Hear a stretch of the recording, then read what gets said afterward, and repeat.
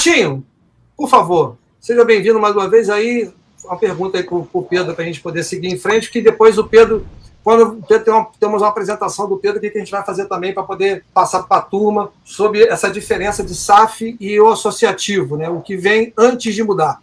Vai ser a apresentação rapidamente, que a gente depois vai passar daqui a pouquinho. Legal, legal. Abraço aí para o Léo e de novo para o Pedro. Pedro, bem-vindo aí também. Um abraço para você. A gente que sempre está sempre plugado aí com a UI, nos ajudou muito lá no Futebol SA, nos ajuda muito com os reportes, o Gustavo, o Alex Rangel, você, então a gente sempre bebe dessa fonte aí de vocês. Minha pergunta vai na linha dos MCOs mesmo, dos Multiclubs Ownerships. O que é que a gente está vendo aí de mercado? Uma teia de aranha começando a se formar de grandes grupos, né? Se não me engano, eu peguei um indicativo que 156 clubes já são, digamos assim, estão debaixo de 50 ou 60 MCOs, então daria uma média ali de 2,6 grupos, 2,6 clubes por grupo.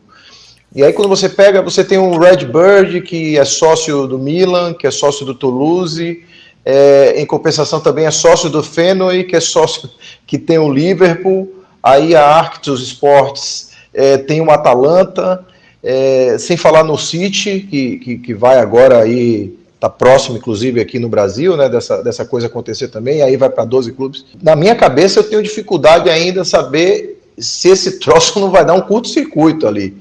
Eu estou falando em termos de competição, aquelas coisas do Red Bull, o Leipzig jogar com o co-irmão, se em algum momento isso não tem um conflito de interesse se informando, e como é que você imagina que FIFA, UEFA vão tratar essa questão e Conmebol aqui também. Um abraço.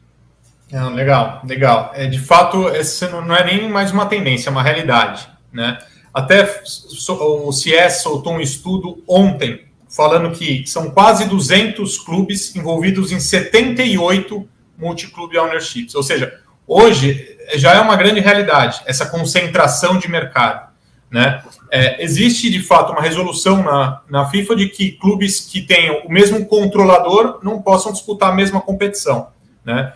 O Red Bull conseguiu, de certa maneira, né, num caráter curioso, vou chamar de curioso, demonstrar que ele não tinha o controle do Red Bull da Alemanha, né? Que existe o modelo do 50+1, logo ele utilizou como uma linha de defesa de que ele não era o controlador, ele era o operador e não o controlador, né? Mas isso voltou à pauta dessa discussão. Então, agora com o mercado ainda mais consolidado, né, a gente aí trazendo para o mercado brasileiro, a gente tem que ser muito rígido e duro, né, para evitar possíveis conflitos de interesse, porque na verdade é isso, né? É conflitante se você for controlador ou se você for acionista de duas empresas dos quais competem na mesma competição, né, estão na mesma competição, e você pode, de alguma maneira, correr um risco de manipular resultados para beneficiar um ou outro, né? Mas há uma resolução na FIFA, tá, né, que já trabalha sobre isso,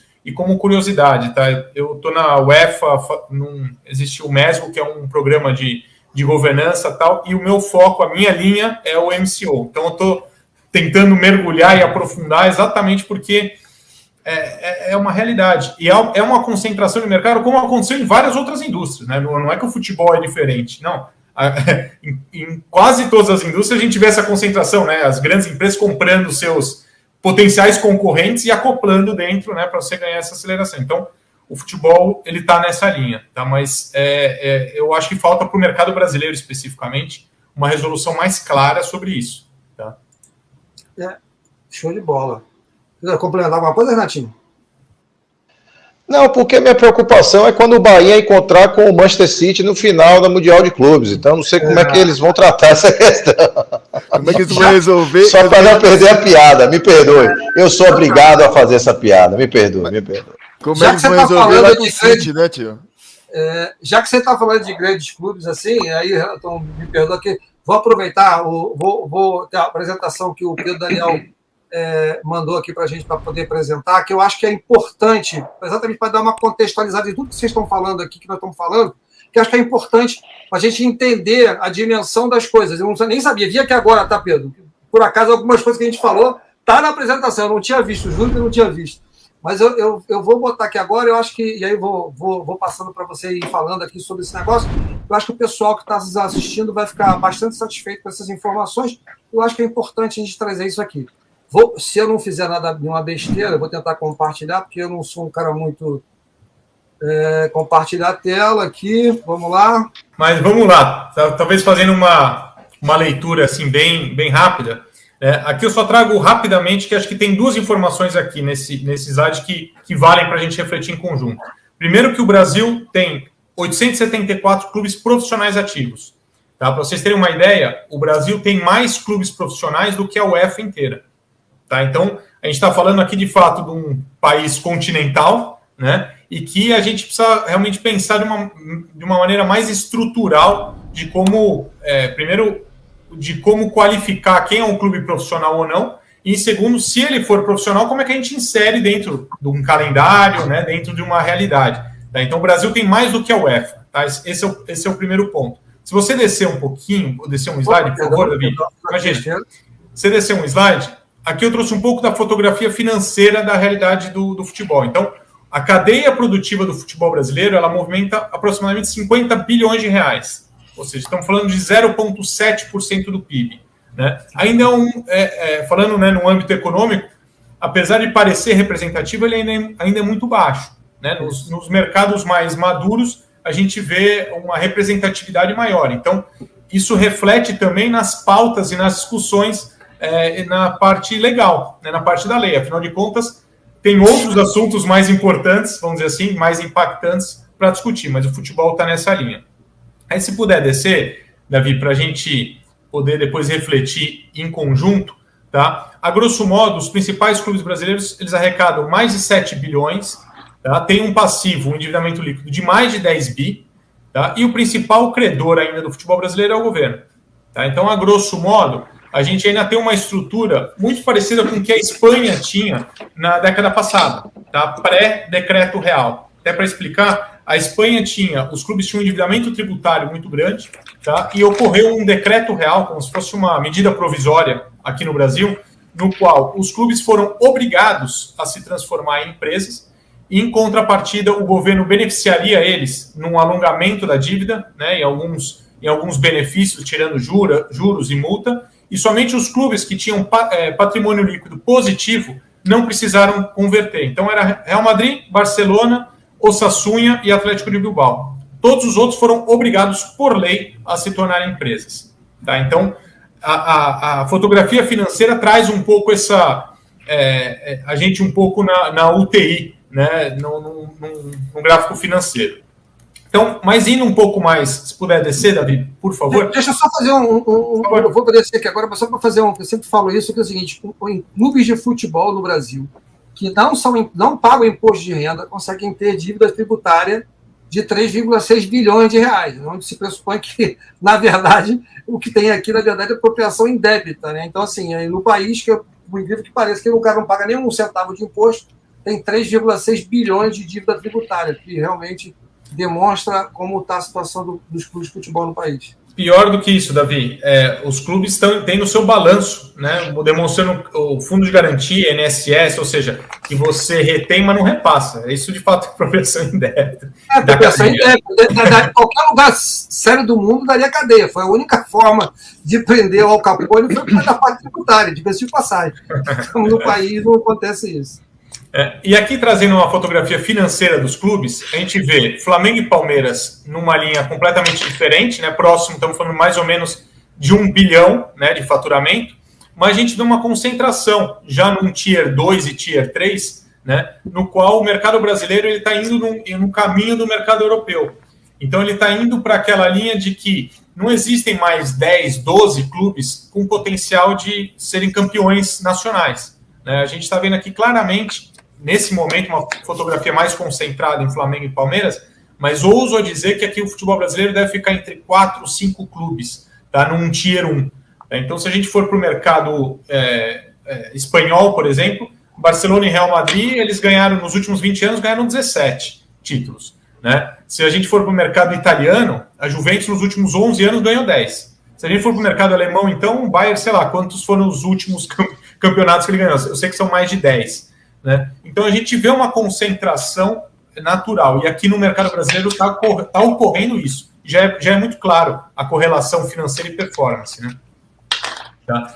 Então, se puder, seguindo, né, Davi, aqui eu trago um pouquinho da fotografia que as 5 principais ligas elas já operam no modelo empresarial. Tá? Das 5 principais ligas na primeira e segunda divisão, 95% dos clubes são empresas. Tá? Então, quando a gente está discutindo aqui no Brasil como se fosse uma grande novidade, isso já é realidade, isso já existe há muito tempo nos mercados mais maduros.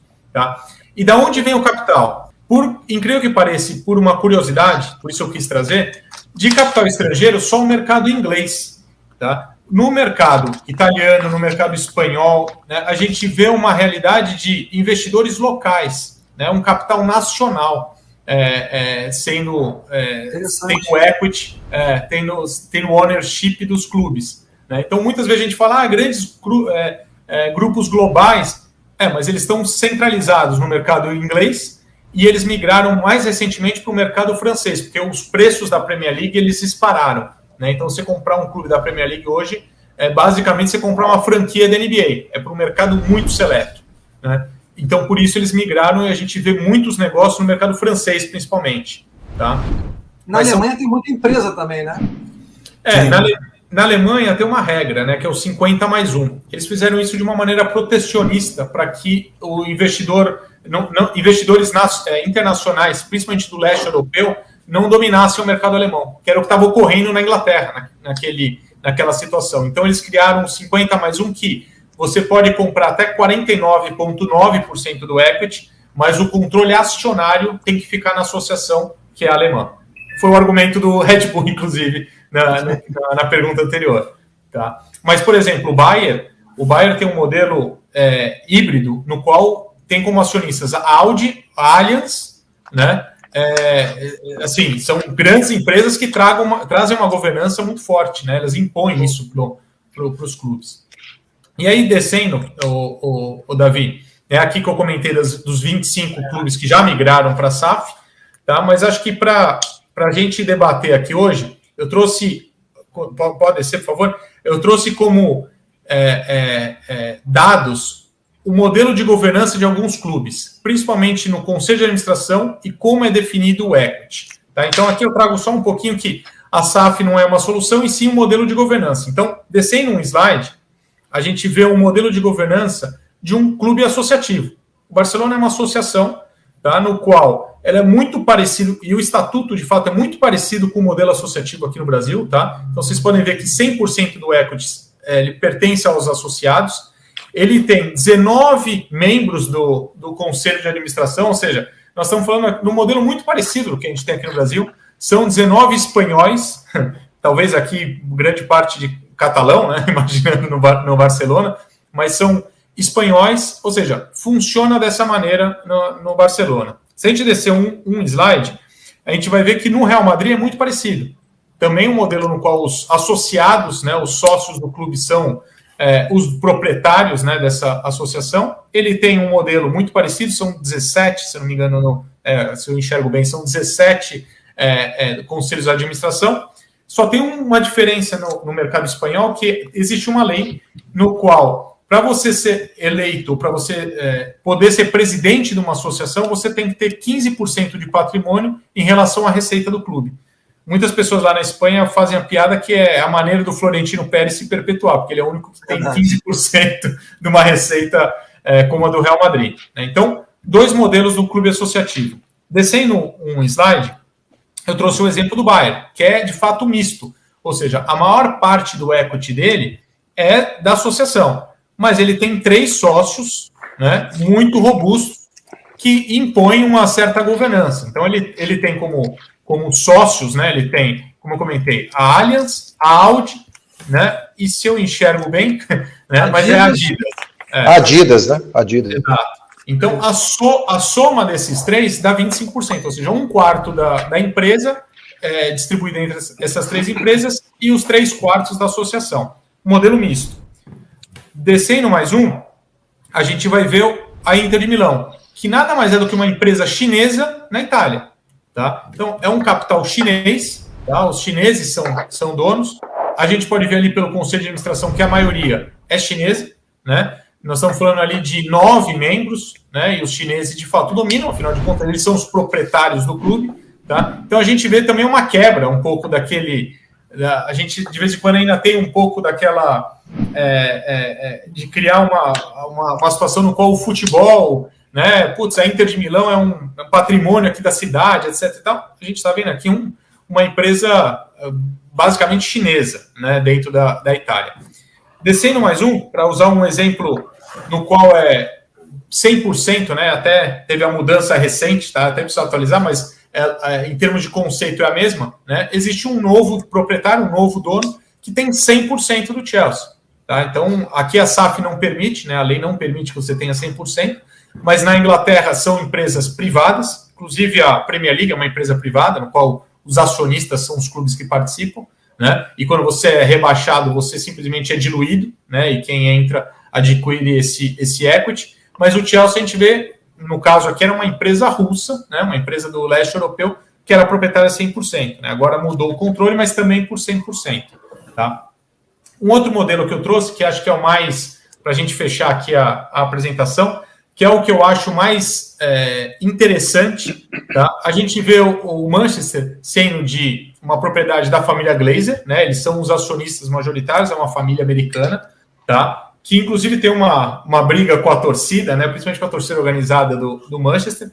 Nesse último ano eles distribuíram dividendos, isso foi uma discussão enorme, porque o Manchester não está na prateleira no Tier 1, vamos dizer assim, da disputa de títulos da Champions League, nem do campeonato inglês, e eles estavam distribuindo dividendos, né? Então teve uma discussão, inclusive a torcida chegou com morte aos Glazer nos jogos, mas o modelo é curioso porque ele é o único clube no mundo que tem o capital aberto na Bolsa Americana.